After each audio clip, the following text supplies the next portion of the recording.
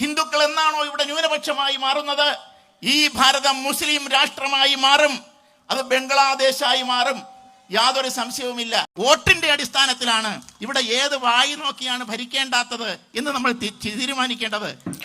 നമ്മളിപ്പോ കേട്ടതേ ഒരു പരമാനന്ദ നാറി, ഒരു അയ്യപ്പ സംഗമത്തിൽ വന്ന പരമനാറിത്തരം അല്ലെങ്കിൽ ചെറ്റത്തരം പറഞ്ഞതാണ് നമ്മളിപ്പോ കേട്ടത് കേട്ടോ. ഏതാണെങ്കിലും ഈ പരമാനന്ദ നാറി പറഞ്ഞതിന് നമ്മൾ എതിർത്ത് സംസാരിച്ചിട്ട് ഇത് കേട്ട് ഈ നാറിയോ അതല്ലെങ്കിൽ അത് കേട്ടിരിക്കുന്ന പരമനാറികളോ നന്നാവും എന്നുള്ള ഒരു ഉറപ്പും അല്ലെങ്കിൽ ഒരു വിശ്വാസവും നമുക്ക് ഉണ്ടായിട്ടൊന്നുമില്ല. ഏതാണെങ്കിലും ഈ പരമാനന്ദ നാറി അത് കേട്ട് അല്ലെങ്കിൽ അയാൾ കേട്ടിരിക്കുന്ന ആ പരമ സംഘികൾക്കും ഇച്ചിരി ഒരു കുളിരും സുഖമൊക്കെ കിട്ടുന്നുണ്ട് ഇയാളുടെ ഈ പരമനാറി വർത്താനം എന്നുള്ളത് നമുക്ക് വ്യക്തമായിട്ടുണ്ട്. ഏതാണെങ്കിലും പരമനാറി പറഞ്ഞിട്ടുള്ള കുറച്ച് കാര്യങ്ങൾ കൂടെ നമുക്കൊന്ന് കേട്ടു നോക്കാം. ഹിന്ദുക്കൾ എന്നാണോ ഇവിടെ ന്യൂനപക്ഷമായി മാറുന്നത്, ഈ ഭാരതം മുസ്ലിം രാഷ്ട്രമായി മാറും, അത് ബംഗ്ലാദേശായി മാറും, യാതൊരു സംശയവുമില്ല. കാശ്മീരിലെ ഹിന്ദുവിന് ഓടി വരാൻ ഭാരതത്തിൽ മറ്റു സംസ്ഥാനങ്ങൾ ഉണ്ടായിരുന്നു. അതുപോലെ പാകിസ്ഥാനിലും ബംഗ്ലാദേശിലുമുള്ള ഹിന്ദുവിന് വരാൻ ഭാരതം ഇവിടെയുണ്ട്. പക്ഷേ ഭാരതത്തിലെ ഹിന്ദു ന്യൂനപക്ഷമായി ഈ രാഷ്ട്രം മുസ്ലിം രാഷ്ട്രമായി പ്രഖ്യാപിക്കപ്പെട്ടാൽ ഇവിടുത്തെ കമ്മ്യൂണിസ്റ്റ് ഹിന്ദു എവിടെ പോകും? ഇവിടുത്തെ കോൺഗ്രസ് ഹിന്ദു എവിടെ പോകും? ഇവിടുത്തെ ഇടതിനും വലതിനും അവന്റെ മക്കൾക്കും പോകുവാൻ ഈ ലോകത്തൊരു രാജ്യവും ഉണ്ടാവില്ല. അവന് കാലുകുത്തുവാൻ ഒരു തരി മണ്ണുണ്ടാവില്ല. ഇത് ആലോചിച്ചിട്ട് വേണം ഇവിടെ രാഷ്ട്രീയം കളിക്കുവാൻ. സ്വാമിയെ ശരണമയ്യപ്പ.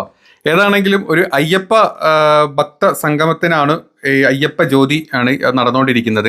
അതിലാണ് നമ്മുടെ പരമാനന്ദ നാറി ഈ പറഞ്ഞിട്ടുള്ള കാര്യങ്ങളൊക്കെ പറഞ്ഞിട്ടുള്ളത്.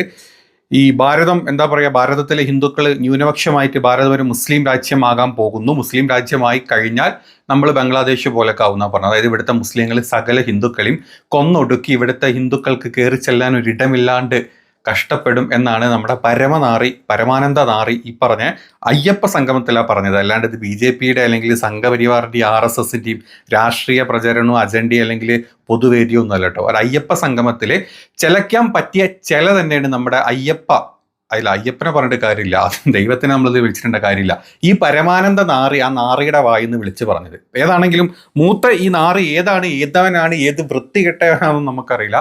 ഒരു അയ്യപ്പ സംഗമത്തിൽ കയറി പറയാൻ പറ്റിയ വർഗീയത തന്നെയാണ് ഈ മുത്തുക്കനായിട്ടുള്ള ഈ ഒരു നാറി അവിടെ ചെലച്ചിട്ടുള്ളത് എന്നുള്ളത് കറക്റ്റാണ്. ഏതാണെങ്കിലും അവിടെ കൂടിയിട്ടുള്ള ഒരു അയ്യപ്പ ഭക്തന്മാരും ഇതിനെതിരെ സംസാരിക്കാനോ അതല്ലെങ്കിൽ എടാ പരമനാറി നീ ഇവിടെ വന്നത് അയ്യപ്പ സംഗമത്തിനാണെന്നുള്ളതും അയ്യപ്പ സംഗമത്തിന് വരുമ്പോൾ സംസാരിക്കേണ്ടത് എന്താണ് എന്ന് തിരിച്ചു പറയാൻ അവിടെ കൂടി ഒരു നാറികളും ഇല്ലാത്തത് കൊണ്ട് ഞാൻ നേരത്തെ പറഞ്ഞ പോലെ ഇത് കേട്ട് ഇച്ചിരി കുളിരും വിലക്കെ തരിച്ചിരിക്കുന്ന നമ്മുടെ കുറച്ച് സംഘി നാറികളായിരിക്കും ഈ മുമ്പിൽ ഇത് കേട്ടുകൊണ്ടിരിക്കുന്നത്. അപ്പൊ നിങ്ങൾക്ക് മനസ്സിലായോ അയ്യപ്പ സംഘം എന്നും പറഞ്ഞിട്ട് അതല്ലെങ്കിൽ ഇങ്ങനത്തെ പേരും പറഞ്ഞിട്ട് ഈ പരമനാറികൾ ചെയ്തു കൂട്ടുന്ന കോപ്രായങ്ങൾ എന്താണെന്നുള്ളത് മനസ്സിലാക്കാൻ വേണ്ടിയിട്ടോ നമ്മൾ ഈ വീഡിയോ ചെയ്യുന്നത്. അതല്ലാണ്ട് ഇവനൊക്കെ അവിടെ കിടന്ന് എന്ത് വിഷം തുപ്പിക്കഴിഞ്ഞാലും ഇവന്റെ വായിന്നൊക്കെ എന്ത് വൃത്തികെട്ട ചെറ്റ വർഗീയത വിഷം പുറത്തോട്ട് വന്നു കഴിഞ്ഞാലും ഈ നാട്ടിലെ ഹിന്ദുക്കൾക്ക് ഒരു പ്രശ്നമില്ല.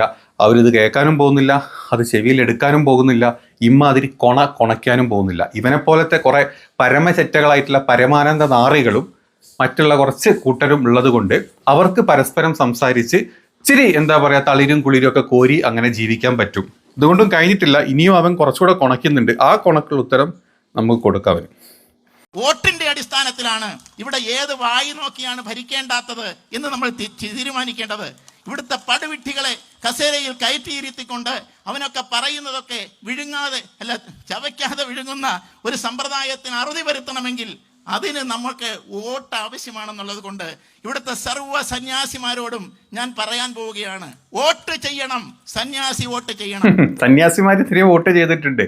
സന്യാസിമാര് താൻ പറഞ്ഞ പോലത്തെ ഏത് അണ്ടനും അട്ടകോടനും സീറ്റിൽ കയറി ഇരുന്ന് ഭരിക്കരുത് എന്ന് തോന്നിയിട്ടുള്ള അവർക്കെതിരെ വോട്ട് ചെയ്തത് കൊണ്ടാണടാ ഇപ്പം നിന്നെ പോലത്തെ സംഘിക്കുട്ടന്മാരാരും ഇവിടെ കയറി ഇരുന്ന് നമ്മുടെ കേരളത്തിൽ കയറി ഇരുന്നിട്ട് കൊണയ്ക്കാൻ നിൽക്കാത്തത്. എന്താ, ആൾക്കാർക്ക് ബുദ്ധി ഉള്ളത് കൊണ്ട് ഏത് പൊട്ടനാണ് അല്ലെങ്കിൽ ഏത് വൃത്തികെട്ടവനാണ് ഭരിക്കേണ്ടതെന്ന് ഇപ്പറഞ്ഞ മലയാള നാട്ടിലെ ആൾക്കാർ അങ്ങോട്ട് തീരുമാനിച്ചു. ഒരു സ്ഥലം വെച്ച് തൃശ്ശൂർ. അതിൻ്റെ ഗുണം ഇപ്പം അനുഭവിച്ചുകൊണ്ടിരിക്കുന്നുണ്ട്. ഒരു അണ്ടനായിട്ടുള്ള ഒരു അടകോടനായിട്ടുള്ള ഒരു കുരങ്ങൻ അവിടെ കയറി ഇരിക്കുന്നത് കൊണ്ട് ഇപ്പം ആൾക്കാർ വേണ്ടതുപോലെ അതിന് പശ്ചാത്തപിക്കുന്നുണ്ട്. അപ്പം നീ പറഞ്ഞ പോലെ സന്യാസിമാര് അടുത്ത വട്ടം വോട്ട് ചെയ്യുമ്പം ആ സ്ഥലത്തും കൂടെ ഒന്ന് മാറ്റി ചെയ്ത് കഴിഞ്ഞാൽ നമ്മുടെ കേരളം അങ്ങോട്ട് രക്ഷപ്പെട്ട് കിട്ടും. ഏതായാലും കുറച്ചുകൂടെ കേൾക്കാം നമുക്ക്. ഇവിടുത്തെ പോളിംഗ് ബൂത്തുകളിൽ ഇവിടുത്തെ സന്യാസിമാർ വന്ന് വോട്ട് ചെയ്യണം. ഇല്ലെങ്കിൽ പേപ്പട്ടികൾ നമ്മളെ കടിക്കും, പേപ്പട്ടികൾ കസേരയിൽ ഭരിക്കും. അത് പാടില്ല. സിംഹക്കുട്ടികൾ നമ്മുടെ രാജ്യത്തെ കാക്കുവാനുണ്ടാകട്ടെ. അതിന് ഇത്തരത്തിലുള്ള അയ്യപ്പ സമ്മേളനങ്ങൾ, സംഗമങ്ങൾ പ്രയോജനപ്പെടും. അതും കറക്റ്റാണ്. അങ്ങനെ നോർത്ത് ഇന്ത്യയിൽ സന്യാസിമാര് കയറി വോട്ട് ചെയ്തതുകൊണ്ട് ഇപ്പം അവിടെ ഈ പറഞ്ഞ പേപ്പട്ടികൾ കൂട്ടത്ത് കുറെ പേപ്പട്ടികൾ രാജ്യം ഭരിക്കുന്നുണ്ട്. അവന്മാര് നമ്മളെ കടിക്കും, അവന്മാര് നമുക്കെതിരെ കുരയ്ക്കും എന്ന് വ്യക്തമായിട്ട് നമ്മൾ അറിയുന്നുണ്ട്. പോരാത്തതിന് വോട്ട് കട്ടും. സന്യാസിയാണോ സ്വാമിയാണോ ഇനി വിശ്വകുരുവാണോ നമ്മുടെ വോട്ട് കട്ടത് എന്നുള്ളതൊക്കെ നമ്മൾ അറിഞ്ഞു. അപ്പം വോട്ട് കട്ടിട്ടാണെങ്കിലും ഈ പറഞ്ഞ പേപ്പട്ടികൾ നമ്മുടെ രാജ്യം കയറി ഭരിക്കും. നമ്മുടെ നാട്ടിൽ കുറച്ച് വിവരം വെച്ച ആൾക്കാരുള്ളത് കൊണ്ട് ഈ പറഞ്ഞ ഒരു പേപ്പട്ടിനി നമ്മൾ അടുപ്പിച്ചിട്ടുമില്ല, നമ്മുടെ വഴിക്ക് കൊണ്ടുവന്നിട്ടില്ല. ഏതാണെങ്കിലും ഇവനെ പോലത്തെ പരമനാറികളെ ഇതുപോലത്തെ പരിപാടിക്ക് വന്ന് വിളിപ്പിച്ച് ഇതുപോലത്തെ കൊണപ്പിക്കാൻ നമ്മുടെ നാട്ടിലെ സംഘപരിവാണങ്ങൾക്കുള്ള ആ ഒരു ശുഷ്കാന്തിയും അതെങ്കിൽ അത് കേട്ട് കൈയടിച്ചിരിക്കാൻ തോന്നുന്ന ആ ഒരു ഉളുപ്പില്ലായ്മ ഉണ്ടല്ലോ, അതിന് നമ്മൾ കാണാതെ പോകരുത് കേട്ടോ. നിങ്ങളൊന്നും വേണ്ട, നിങ്ങൾ വെറുതെ ഒന്ന് ആലോചിച്ച് നോക്കിയാൽ മതി. നമ്മുടെ നാട്ടിൽ ഏതെങ്കിലും ഒരു മതപ്രഭാഷണങ്ങൾക്ക് അല്ലെങ്കിൽ ഇതുപോലത്തെ അയ്യപ്പ സംഗമം അല്ലെങ്കിൽ അപ്പുറത്ത് മറ്റ് മതത്തിൻ്റെ വേറെ ഏതെങ്കിലും ഒരു മതപരമായ പരിപാടിക്ക് വന്നിട്ട് ഈ നാട്ടിലെ ഹിന്ദുക്കൾ മൊത്തം ഇപ്പം മുസ്ലിങ്ങളെ പരിപാടിയാണെങ്കിൽ നിങ്ങളൊന്ന് ആലോചിച്ച് നോക്ക്.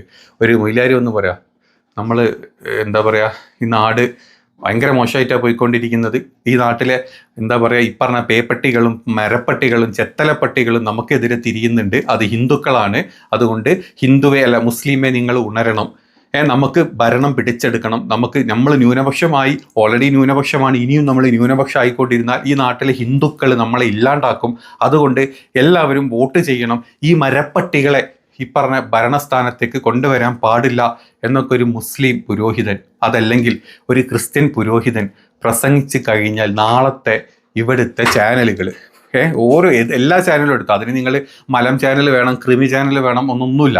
ഏതൊരു ചാനലുകൾ എടുത്തോ ഏതൊരുത്തന്മാരും കുത്തിയിരുന്ന് എക്സ് മുസ്ലിമുകളായാലും എച്ചിൽ നാറികളായാലും ഇവിടെ കുത്തിയിരുന്നിട്ട് എന്തൊക്കെ കോലാഹലങ്ങളുണ്ടാവും. ഇപ്പം ഇവനെ പോലത്തെ ഒരു പരമനാറി ഇമ്മാതിരി വർത്താനം അവൻ്റെ വായിന്ന് വിളിച്ച് പറഞ്ഞിട്ടുണ്ട്. അതായത് ഇവിടെ ഹിന്ദുക്കൾ ന്യൂനപക്ഷമായി കഴിഞ്ഞാൽ മുസ്ലിം രാജ്യം പോലെ മുസ്ലിം രാജ്യങ്ങളായ ബംഗ്ലാദേശിന്റെ സ്ഥിതി വരെ ഹിന്ദുക്കൾ ഇവിടെ അടിച്ചോടിപ്പിക്കും. അവനിവിടെ ജനറലി ഇത് കംപ്ലീറ്റ് ഹിന്ദുവിനെയും മുസ്ലിമിനെയും എടുത്തിട്ടത്. അവനിവിടെ ഇസ്ലാമിസ്റ്റ് എന്നോ അതല്ലെങ്കിൽ തീവ്ര ഇസ്ലാമിസ്റ്റ് എന്നോ ഒന്നുമല്ല പറഞ്ഞത്. അവനിവിടെ കംപ്ലീറ്റ് ഒരു മുസ്ലിം മതത്തിനെ അങ്ങോട്ട് അടിച്ചമർത്തിട്ട് സംസാരിച്ച് തുടങ്ങിയത് തന്നെ ഇവിടെ അയ്യപ്പ സംഗമത്തിൽ. അപ്പം ഇതേപോലത്തെ തിരിച്ചൊരു മതത്തിൽ ഒരാൾ സംസാരിച്ച് കഴിഞ്ഞാൽ നമ്മുടെ ഇന്നത്തെ നാട്ടിലെ ഇന്നത്തെ ഒരു സാഹചര്യം വെച്ചിട്ട് ഇവിടെ എത്ര പ്രശ്നങ്ങളുണ്ടാവും. ആ പറഞ്ഞ പുരോഹിതനെതിരെ കേസ് വരും, അത് കേട്ട് നിന്ന ആൾക്കാർക്കെതിരെ കേസ് വരും, അതിൻ്റെ സംഘാടകർക്കെതിരെ കേസ് വരും. ഏതൊക്കെ രീതിയിൽ കേസ് വരും നിങ്ങൾ ചിന്തിച്ചിട്ടുണ്ടോ? ചിന്തിക്കൊന്നും വേണ്ട, വരും. അത് തന്നെ. അപ്പം ഇവനെപ്പോലത്തെ പരമനാറി വാണങ്ങൾ ഇങ്ങനത്തെ സംസാരം സംസാരിച്ചിട്ട് എടാ പരമനാറി, നിൻ്റെയൊക്കെ വായിന്ന് നീയൊക്കെ വല്ല ചാണകം തിന്ന് വല്ല പശുവിൻ്റെ കൊമ്പ് കുത്തിക്കേറി ചത്ത് മലയ്ക്കണം എന്ന് പ്രാർത്ഥിച്ചു പോകുന്നതിൽ എന്തെങ്കിലും ഒരു തെറ്റ് ഇത് കാണുന്ന പുറത്തുനിന്ന് കാണുന്ന ഹിന്ദുവോ മുസ്ലിമോ ക്രിസ്ത്യാനി നമുക്ക് പറയാൻ പറ്റുമോ?